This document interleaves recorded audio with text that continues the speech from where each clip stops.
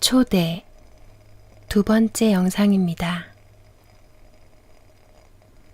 돈은 버는 게 아니라 부르고 만드는 것.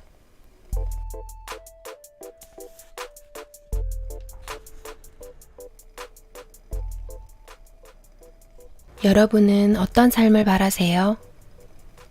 또 그 삶을 이루기 위해 무엇이 가장 필요하다고 생각하시나요? 아마도 많은 분들이 돈이라고 생각할 것 같아요. 제가 이렇게 말씀드렸다고 해서 난 그런 속물 아닌데 하고 오해하지 마세요. 돈 필요한 사람 혹은 돈 좋아하는 사람이 왜 속물로 공식화되었는지 저는 잘 모르겠지만 육체를 입고 이 세상 살아가면서 돈 없이 사라지나요? 일단 돈이 있어야 내가 누군가 생각할 여유도 생기지요. 그래서 저는 많은 분들이 금전적으로 더 여유가 있으시길 바래요. 다들 아름답게 쓰시면서 사실 거라 믿거든요. 저는 세상에서 돈 없는 것이 제일 무서웠어요. 가난하다는 게 어떤 건지 그렇게 뼈저리게 느꼈는데 돈 없는 걸 어떻게 무서워하지 않을 수 있겠어요. 상상만 해도 끔찍해서 허구한 날 밤 늦게까지 휴일도 없이 일했어요. 그땐 체력이 아니라 깡닭으로 버텼다고 봐야 돼요. 그래도 그때 돈을 많이 벌기는 벌었거든요. 거의 돈나무에서 돈들이 뚝뚝 떨어지는 거 주워 담는 기분이었죠. 처음엔 이것 봐라, 돈을 많이 버니까 이렇게 행복해지잖아. 그러면서 의기양양해했죠. 저의 20대 절체절명의 과제, 그 누구도 뒤흔들지 못할 확고한 결심은 첫째가 반드시 행복해지고야 말겠다. 둘째가 다시는 돈 때문에 고통받지 않겠다 였어요. 그런데 돈 때문에 고통받지 않게 된 것은 분명한데 별로 행복하지가 않은 거예요. 이 정도면 행복한 거라고 자신을 아무리 속여보려 해도 세상 사람 모두를 속일 수 있을지는 몰라도 자기 자신만은 속일 수 없다는 걸 더 절실히 깨달았을 뿐이었어요. 제 자신은 점점 더 돈의 노예가 되어가고 게다가 가장 나쁜 건 가난에서 벗어나지 못하는 사람들을 예전처럼 따뜻한 이해의 시선으로 바라보는 게 아니라 왜 나처럼 열심히 살지 않는 거지? 나도 거저 얻지 않았는데 너희도 코피 쏟아가며 노력하면 다 될 텐데 왜 그러고 있는 거니? 하는 식의 천벌받을 생각을 하고 앉아 있는 거예요. 제가 하고 있던 일은 제 자신에게나 남들에게나 보람된 일로 보여지지만 결국 그 본질을 들여다보면 우리 모두가 다 함께 나눠야 하는 기회를 돈 있고 힘 있는 사람들이 자식 대까지 성공적으로 물려주는데 큰 기여를 하고 있는 거였어요. 대체 무슨 일을 했었냐고요? 있는 집 애들 공부 잘하게 해서 좋은 대학 가게 해주는 일을 했었어요. 저는 그 일을 지나치게 많은 돈을 받고 해주었어요. 어차피 그 사람들한테는 보석 하나 더 사는 정도의 돈인데 자식의 인생이 달라지는 것과는 비교할 수 없는 거잖아요. 성적만 올려준 게 아니라 가로 열고 30점짜리 80점대 만드는 거는 일도 아니에요. 80점짜리 90점, 100점 만들어주는 게 좀 힘들죠. 저도 안 읽는 책을 읽게 해줬고 생각을 하게 만들어줬고 담배 피우던 애들 끊게 해줬고 엄마랑 여동생 때리던 애 착한 애 만들어줬고 일일이 그 사례들을 여기 다 늘어놓을 수 없을 만큼 기적 같은 일들이 일어났지요. 그게 뭐가 그렇게 잘못되었냐고요? 얘기 듣고 보니 참 좋은 일 한 것 같다고요? 저도 그런 줄만 알고 제 전부를 쏟아부어 그 일을 해왔지요. 어느 날 한 아이가 제 영혼을 온통 뒤흔들어 놓던 바로 그 순간까지도요. 제가 제 자식 이상으로 정성을 쏟던 아이들이 명문대를 가면 저 같은 과외 선생님한테 돈 낼 능력이 없는 집 아이 하나가 떨어져 울고 있는 거였어요. 그래서 세상은 내가 생각하는 것처럼 노력만 한다고 되는 게 아니구나 하고 죽을 듯 방황하게 되지요. 그 아이가 바로 저였어요. 그런데 저는 돈을 벌어보겠다고 그런 아이들, 즉 제 자신을 싹 잊어버리고 산 거예요.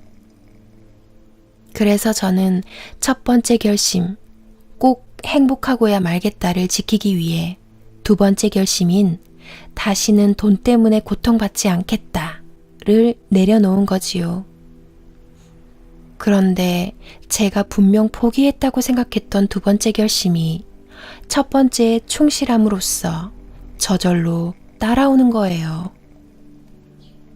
처음에는 한 시간에 내가 얼마를 벌던 사람인데 싶어서 아무것도 안 하고 공부만 하고 논다는 게 얼마나 초조하게 느껴졌는지 몰라요.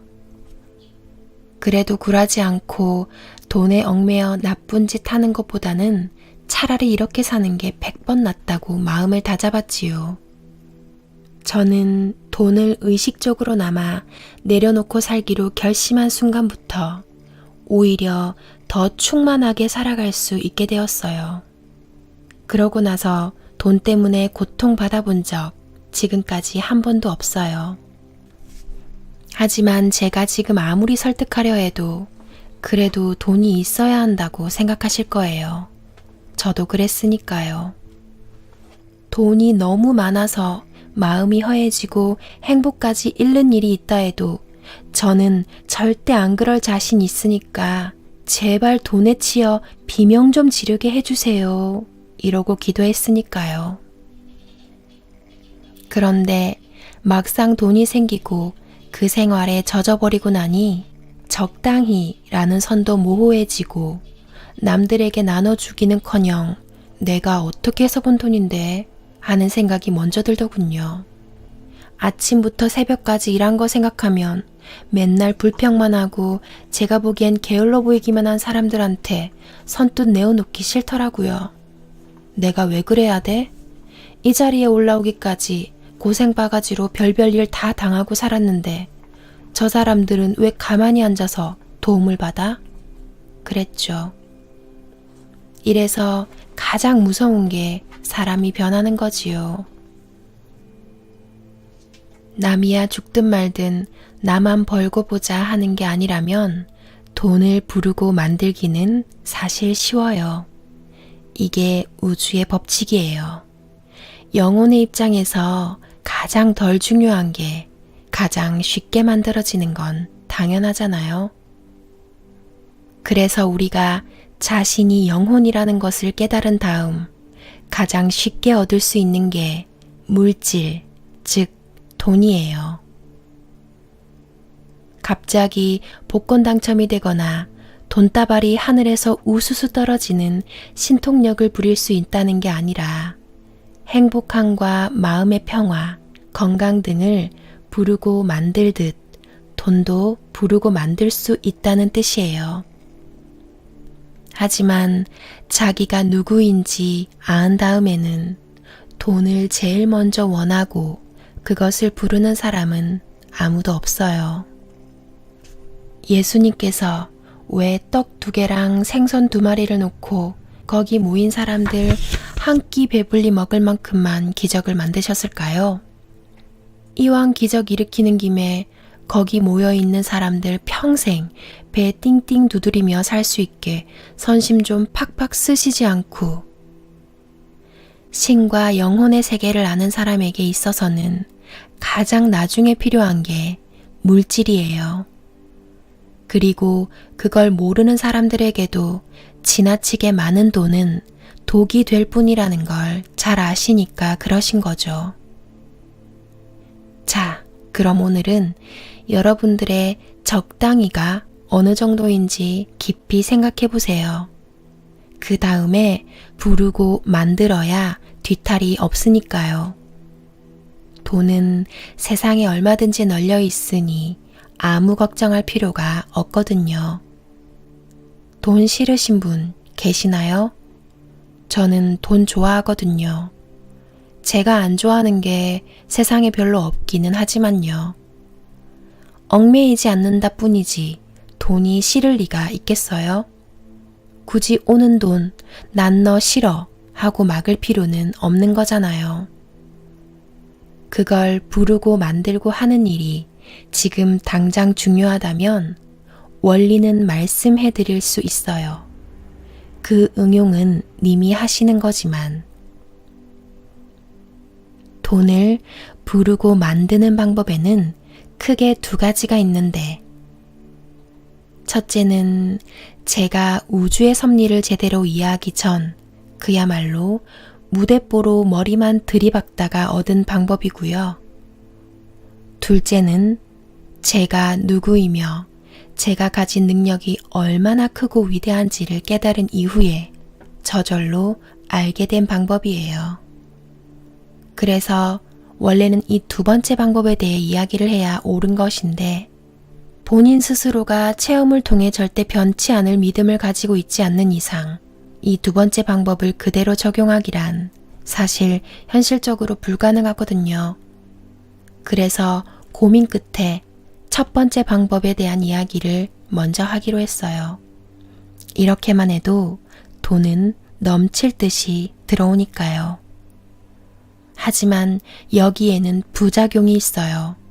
가장 덜 중요한 것에 가장 많은 시간과 노력을 바쳐야 한다는 점과 뜻하던 바를 이루어 놓고도 그것을 성취라고 생각할 수 없는 비극이 기다리고 있다는 점이지요. 그러기 때문에 아주 조심스럽게 결정하셔야 해요. 저는 여러분들이 생각하시는 것 이상으로 가난했어요. 쌀 없어서 도시락 못 사간 애는 아마 저밖에 없지 않았나 싶네요. 제 친구들이 기사 아저씨가 열어주는 차 뒷문에서 사뿐히 내릴 때 저는 버스비가 없어 대여섯 정거장을 걸어오느라 아침부터 힘이 다 빠져 있었지요. 돈이란 게 얼마나 씨가 말랐었느냐 하면 집에 100원짜리 아니 10원짜리 동전 하나가 없었어요. 그래서 저는 돈에 한이 맺혀 무슨 짓을 해서라도 돈을 벌고 싶었어요. 제 자신을 위해서도 그렇고 초라해진 아버지, 나이 차이 많이 나 자식 같은 두 동생 다 행복하게 만들어주고 싶었지요. 저는 장학금에 목숨 걸며 4년을 버텨 간신히 대학 졸업장을 손에 쥐기는 했지만 인류대학도 아니었고 백이란 것도 없었어요. 그래도 우여곡절 끝에 남들이 다 부러워하는 곳에 기적처럼 취직을 하기는 했어요.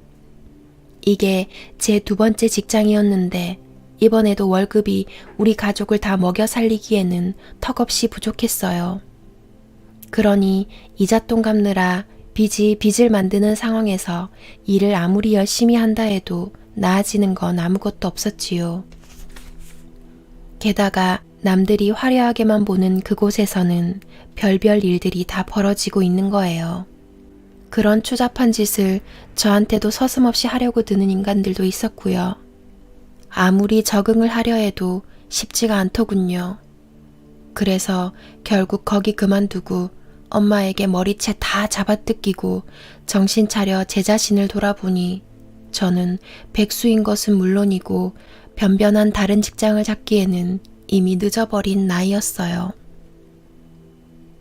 그렇게 돈돈돈 했고 일도 열심히 했는데 제 통장은 마이너스였고 집안 빚은 도저히 제 힘으로는 평생 갚아도 못 갚을 엄청난 액수였지요.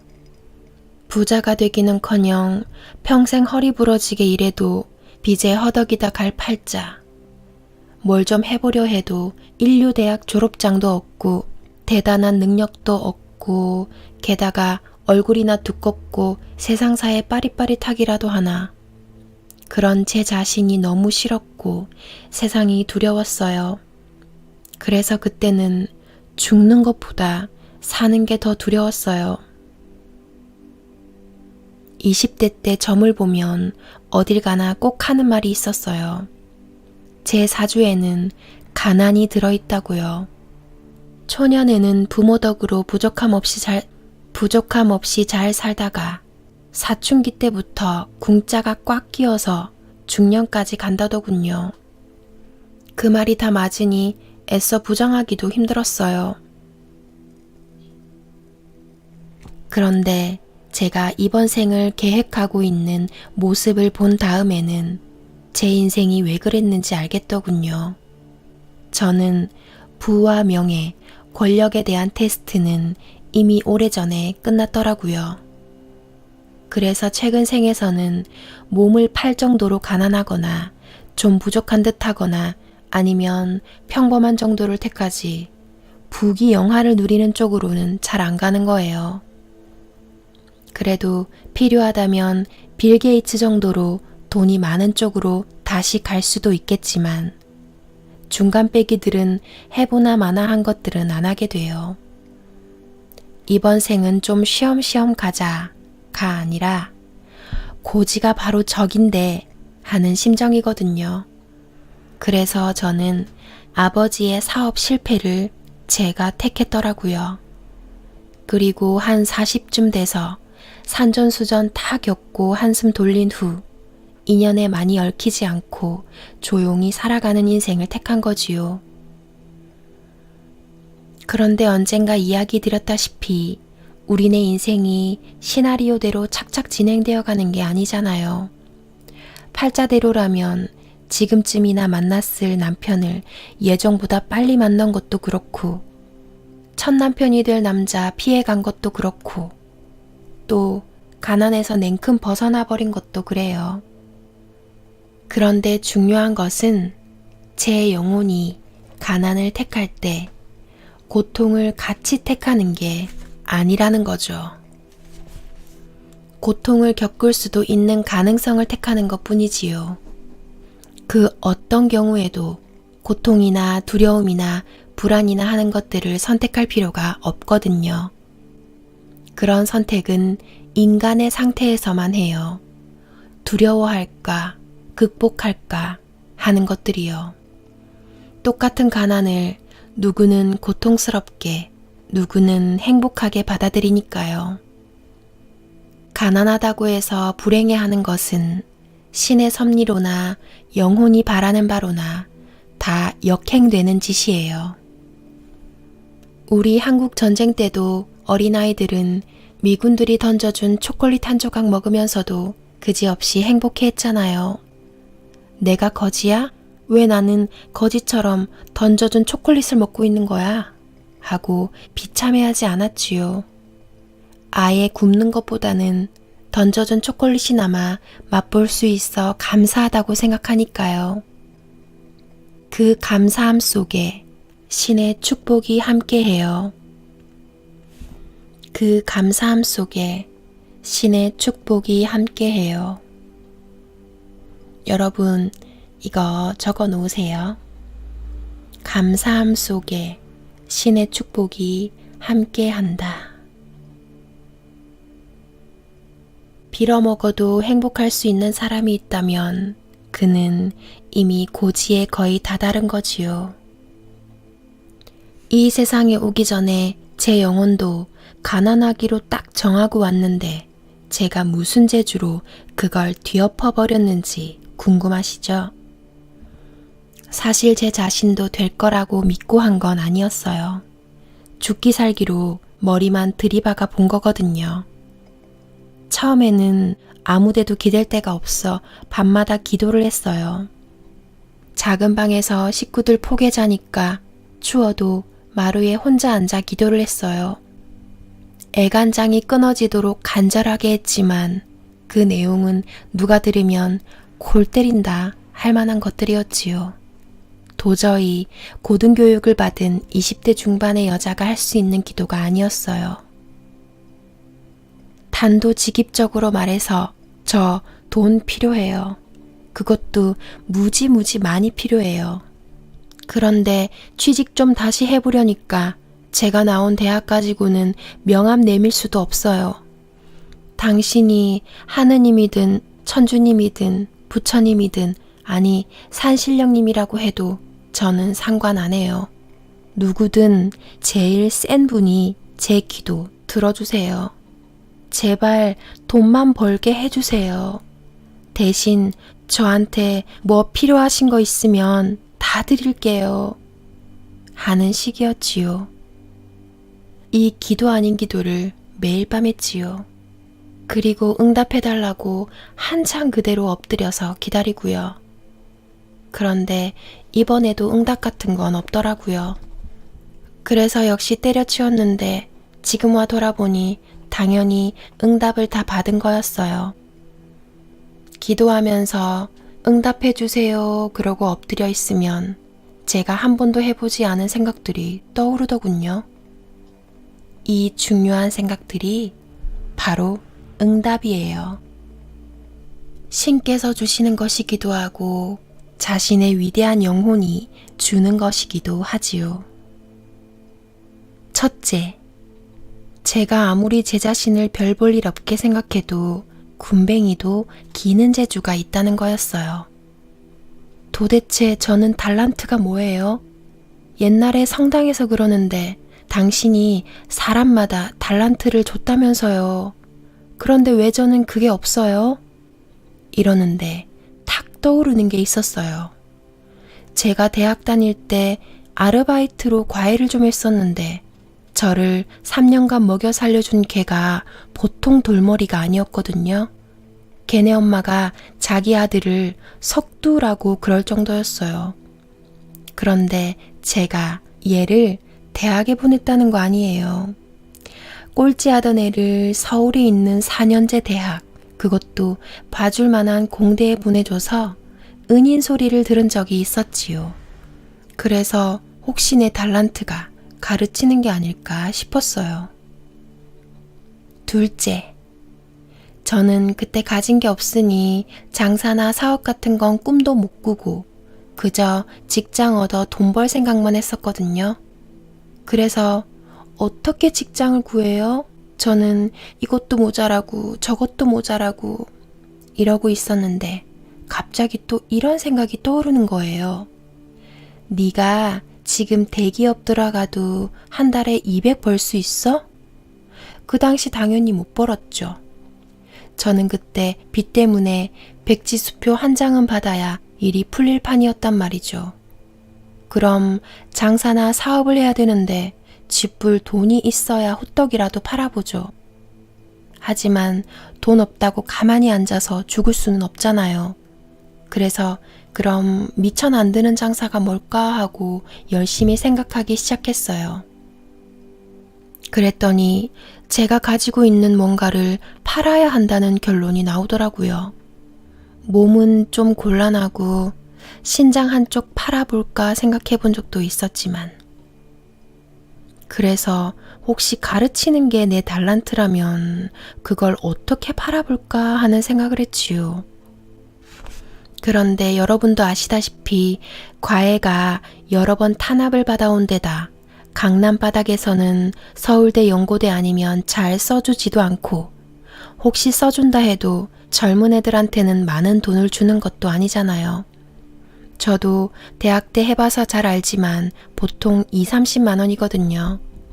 그래도 어떡해요.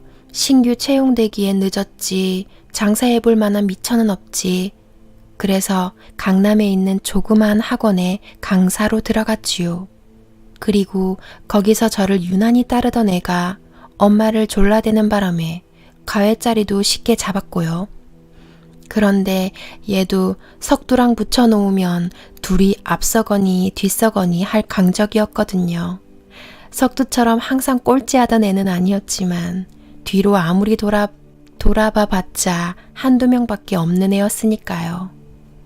그런데 얘 아빠 이름 여러분들 중에 모르시는 분 없을 거거든요.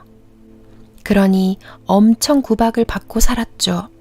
골프채로 두드려 맞고 맨날 욕 듣고 집에서 쫓겨나고 하여튼 난리도 아니었어요. 하지만 저는 어찌됐든 얘를 얘네 아빠 얼굴 들고 다닐 만한 대학 보내줬거든요. 그리고 얘 성적이 쑥쑥 올라가는 걸 시작으로 해서 이 군뱅이의 기는 재주가 차차 알려지기 시작한 거죠.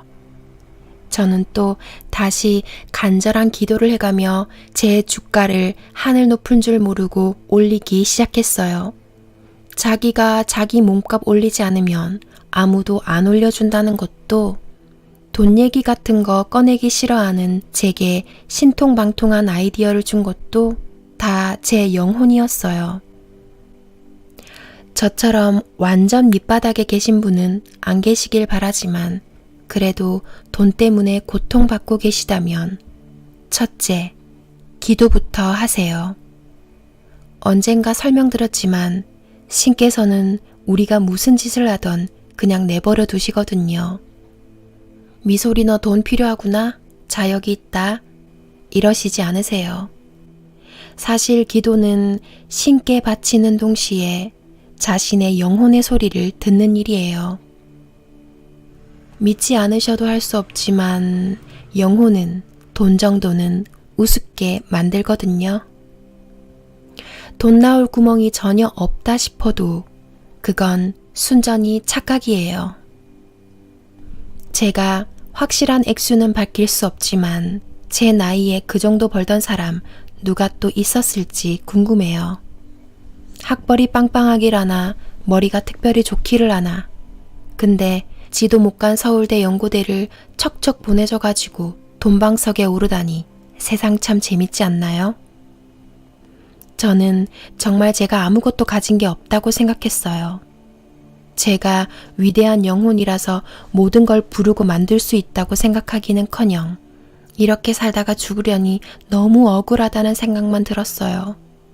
그래서 어디 달리 매달릴 데가 없으니 신을 한번 찾아본 거예요. 그리고 제 달란트가 무엇인지를 알게 되었지요. 그런데 여기 계신 분들 중 돈으로 만들 달란트 안 가지고 계신 분이 하나도 없다는 사실. 돈으로 만들 달란트. 돈을 벌 수 있는 달란트가 누구에게나 다 있다는 사실. 이건 우주의 법칙이라 절대 예외가 없어요. 달란트가 있어도 그걸 돈으로 연결을 못 시키는 것 뿐이지요. 무슨 일이든 원하는 바가 있으면 뭘 원하는지 확실히 해야 돼요.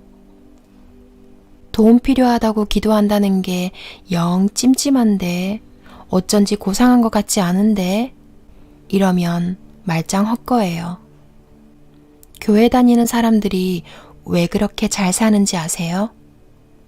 예전의 저처럼 염치가 없어서 그래요. 너무너무 당연하게 돈 달라, 복 달라 하잖아요. 마치 맡겨놓은 사람들처럼.